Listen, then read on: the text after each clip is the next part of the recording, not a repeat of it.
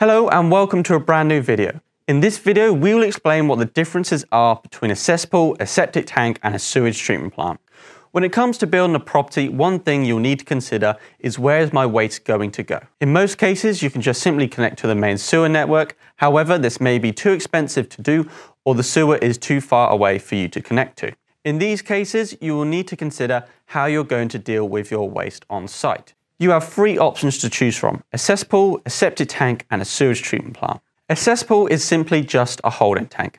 It has only one pipe connection fitted, and that is the inlet of the tank, which means that all the waste coming from the property is retained within the tank and there is no treatment of the waste. Over time, the sewage will build up in the tank and will need to be emptied by a sewage disposal tanker every other month or so, depending on how big the cesspool is and how many people are using it. A septic tank is a step up from a cesspool. A septic tank, unlike a cesspool, will have two pipe connections. One will be the inlet and the other will be the outlet, and the tank will have a partition wall which is known as a baffle. The baffle's job is to retain the suspended solids in the tank within the primary chamber, leaving the effluent or the more liquid waste to flow into the secondary chamber.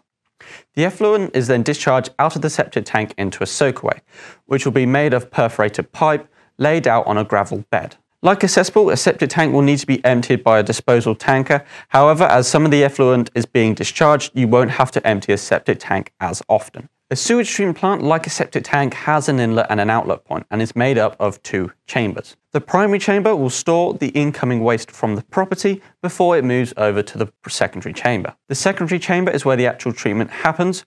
With most systems, a sewage treatment plant will break down the solids by introducing oxygen into the system, which help to keep the natural bacteria alive inside the tank.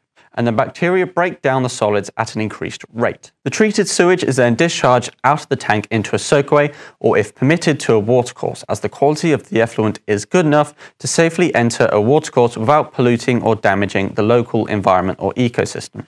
Again, with a sewage treatment plant, you will need to have it emptied.